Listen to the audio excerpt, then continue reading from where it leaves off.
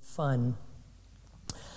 So again, good morning, and before I begin, I want to take a moment to hold in our hearts all those who work in the healthcare industry, all those first responders, all those caretakers, and of course, any of those folks in our Sangha that are feeling sickness or illness, as we all work together to deal with the current life situation.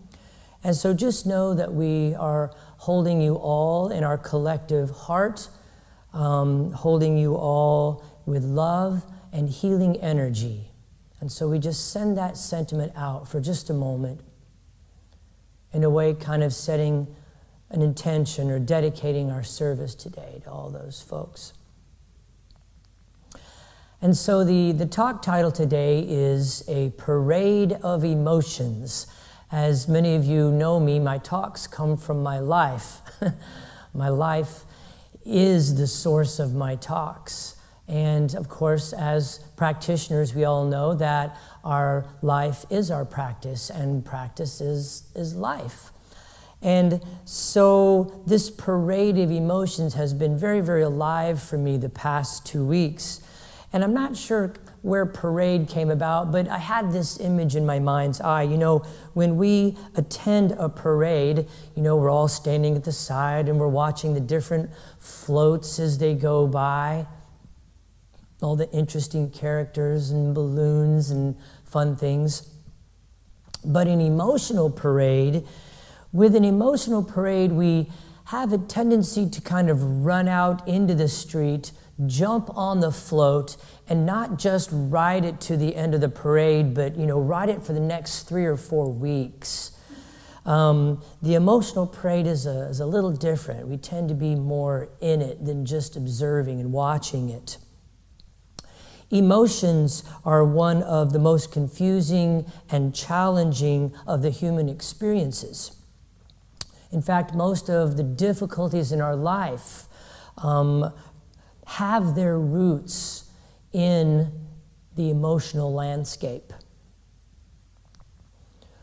Often, the emotions maintain sort of a low intensity. They kind of bubble up here and now, every now and then, just getting to a certain level, or maybe they come on very, very slowly and gradually over time until we reach that point of explosion, or perhaps they even just come one at a time.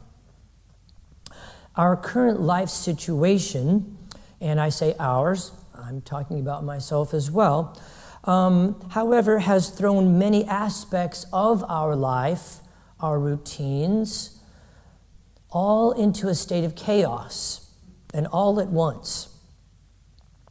And it's almost as though these emotions are filing through our consciousness and awareness like a parade of marching bands. Because of the life situation, the intensity is higher. They are coming faster, more repetitively, and sometimes all right on top of each other. And so I want to be sure and remind everybody at this point in the talk that there are no bad emotions. Bad is a judgment. The emotions themselves are not wrong. It's not that they shouldn't be here. They may have an unpleasant feeling or quality to them, but they're not bad or wrong. Rumi, the Sufi poet, encourages us to invite these thoughts and emotions, invite them in for tea, because each has been sent as a messenger from the beloved. As practitioners, this repetitive and sequential, almost simultaneous arising of all these emotions offers us a unique opportunity. Because it's not, like I said, it's not the usual where they just show up one at a time or slowly or of low intensity. They're all coming over for tea at one time. And they're all very loud. This offers us a new opportunity to practice. In this way, in this time, as they show up all at once, it offers us an opportunity to see things differently. Think of it this way. When you speed up a video, you can see things differently. Suddenly, a person's hand gestures and movements are sped up, and you can see all of it at once. Instead of gradually and over time, you see everything when you speed up the video at one time, giving you a unique and a different perspective. This is no different. When all of the emotions show up to the party at one time, it's an opportunity to see things in a different way. When the emotions come in rapid succession, it is a brand new perspective. When they're slow and show up just randomly, they can be more difficult to observe. But when they come quickly and intensely, they really tend to stand out.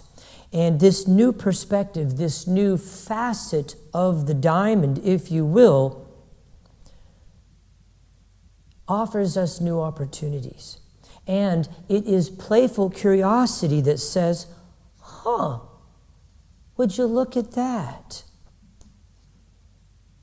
Again, it's not that these are not painful and unpleasant, but this is our practice, isn't it?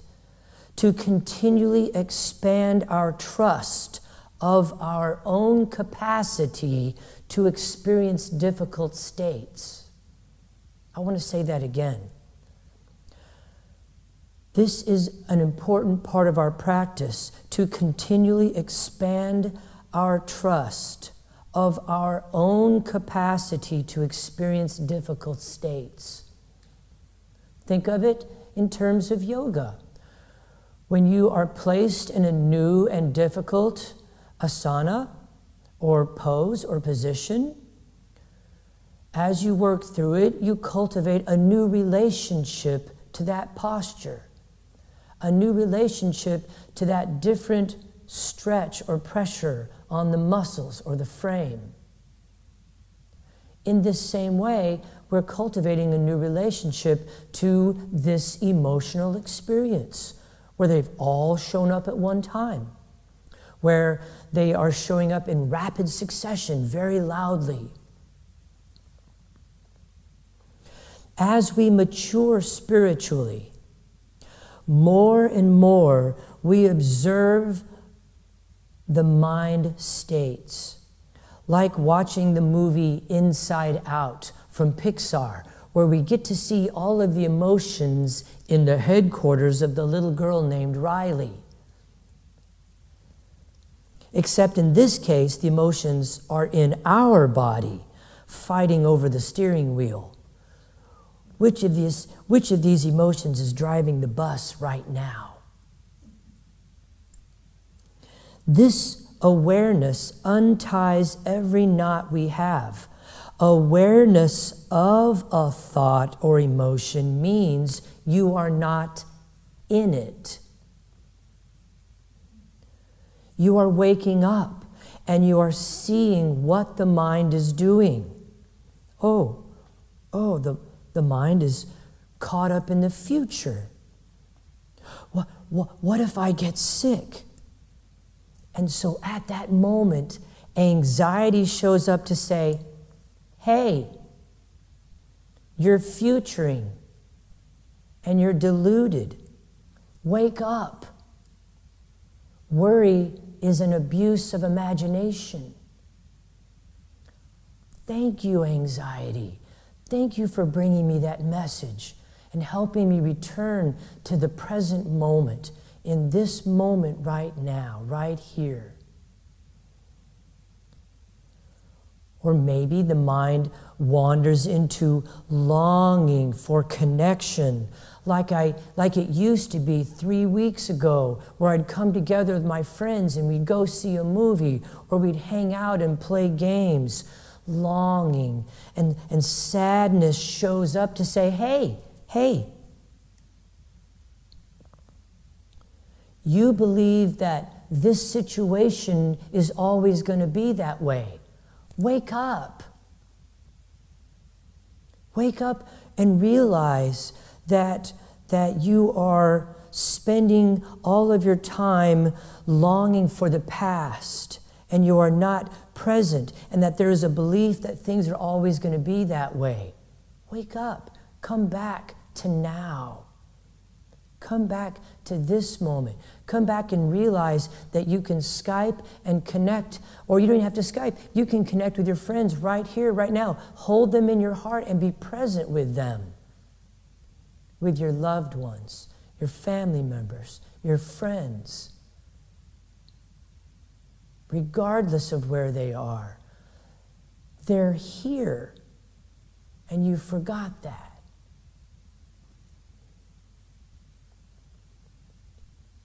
Or perhaps there is blame for this life situation, for this lockdown, for this lack of equipment, for the rapid spread of the virus. There's anger and there is blame. And so our friend bitterness shows up to say, hey, you still need to heal, because this is where you are holding judgment, not only for others, but for yourself. Wake up.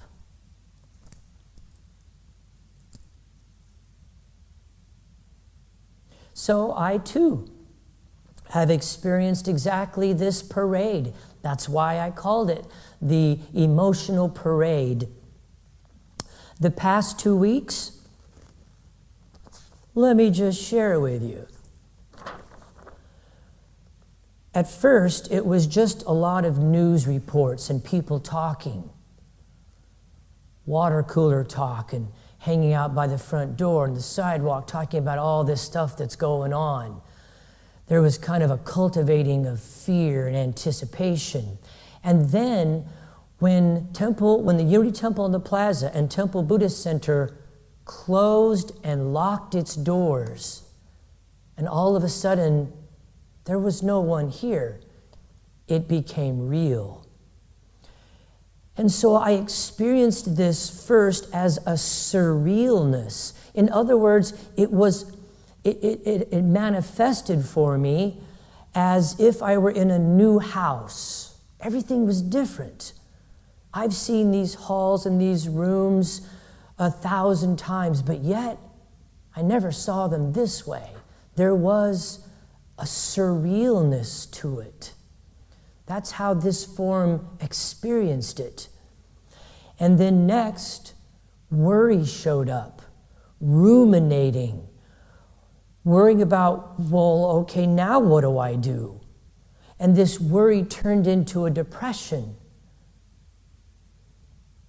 That's how I experienced it. This was more of a feeling and a sense in the body. It was very unpleasant. There was lethargy. There was, I don't know what to do. I can't handle this. There was doubt. And then next what showed up was overwhelm. Okay, now I know what to do, but there is so much. It's not possible. I'll never get this all done. And so I experienced this as efforting, striving, overwhelm, working late hours. And then what I experienced next was imbalance, which showed up for me in the body as anxiety.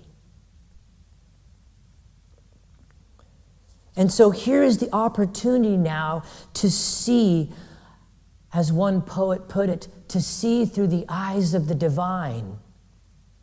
Pull the camera back. Cultivate the observer and look at all of these. Surrealness, rumination, overwhelm, imbalance, anxiety. When you pull the camera back and you see them all together, you can see that you can see all the three marks of existence as the Buddha taught: impermanence, unsatisfactoriness, and selflessness. You could see that the impermanence, there they are, one right after another. In other words, that one's gone, here's a new one, that one's gone, here's a new one, here's another one, here's another one. They're just showing up. One's going away and another one's taking its place. Impermanence. There's a cycle there. Everything's a cycle. And then there was unsatisfactoriness. Yeah, a new house. This is unfamiliar. That has an unpleasant feeling to it. Worry, depression, ooh, unpleasant. Overwhelm, striving, unpleasant feeling. Imbalance, anxiety, unpleasant. There it is, right there, just as the Buddha taught. And there also was selflessness, because these thoughts and emotions were arising unbidden. I wasn't asking for them. They were just showing up and arising. And at the same time, as you continue to pull the camera back, you can see that peppered in with all of those experiences were also experiences of joy. But the mind doesn't fixate on those. The mind fixates on all the negativity. There is the habitual pattern of negative thinking. There were lots of wonderful joys that were showing up. The beautiful weather, an opportunity to get on my bicycle again, the miracle of video conferencing, and the miracle that I can actually technologically make it work. There's a great celebration there. Some friends stopped by with some flats of flowers, some pansies, and I think Eric is going to put these up on the screen for you to see in just a moment. So a big shout out to Nancy Addy and to Brent for coming by. These are the leaders of the garden fairies, the folks who take care of the grounds here at the temple. They brought some flowers by, and the rejoicing that I felt in being able to share time in the dirt, cultivating, nurturing not just the flowers, but a moment of beauty for every person that would walk by or jog by the temple.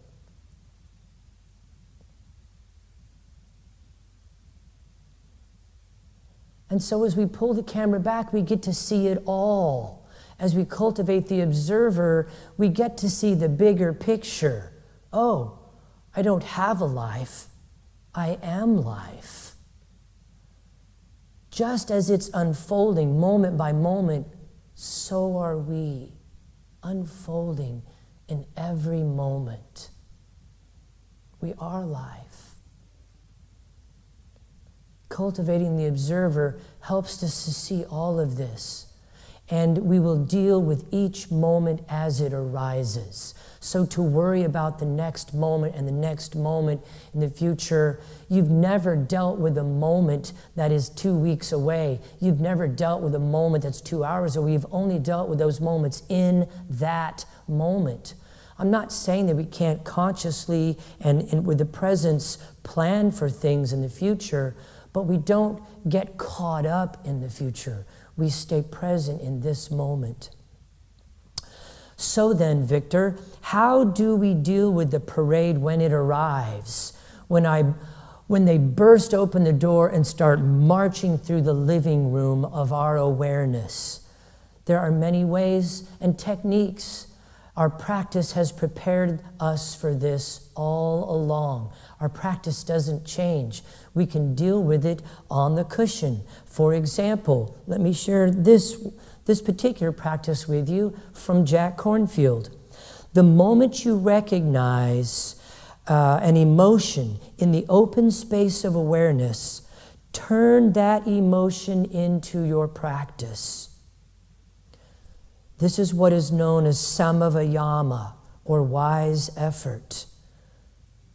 The more we practice witnessing and recognizing rising emotions for what they are, the less likely we are to become swept up by their current. Emotions become more like passing waves as we practice embracing a larger perspective. We might say that we become the entire ocean rather than the single wave itself. Or how about this practice? A loving awareness of the emotions. When a difficult emotion moves through us, we can note its presence as a challenging experience and bless it with loving awareness and compassion. Yeah, we have a body, don't we? And with this body comes emotions and experiences. Embrace it. You're alive. We forget to be kind towards ourselves when we are experiencing difficult emotions. Instead, we might have a tendency to move into judgment, guilt, blame, shame. If this is the case for us, then we can harness our capacity to self-love, harness our capacity for loving kindness and compassion for ourselves. Bring loving kindness practice into and onto the cushion for yourselves, for this precious human form and all the emotions that come with it. And you can also practice what Tara Brach calls RAIN, R-A-I-N. Recognize what has arisen in this moment. Allow it to be there. Welcome it. As Eckhart Tolle, treat it as if you asked for it to be there, right here and right now. Then investigate where it shows up in the body. What's its size, its shape, its color? Is it pulsed? Does it vibrate? Is it solid? Is it soft? Embrace it. Be present with it in the body. And then after you've investigated it, notice that because you are aware of it, you are not in it. You're not anxious. You're aware that there is anxiety in the body. And that's not who you are. You are the awareness.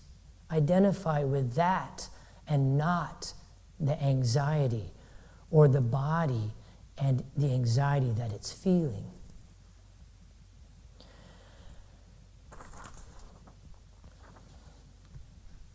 And so with that, I'd like to close today with a brief quote from Gavin Harrison's book, In the Lap of the Buddha. And so this process of facing our suffering, it can be the first step in learning to relate to our lives with far greater compassion, openness, and kindness than ever before. We will see that we suffer no matter how hard we try not to. Has there ever been a day without an unpleasant moment? Or a lifetime without accident, illness, or loss? As the heart opens to suffering, compassion flowers, and inner conflict begins to diminish. Events may not be as we would have wished them to be, but as we accept them for what they are, we see the beauty of nature shining through what before were regarded as the difficulties in our lives.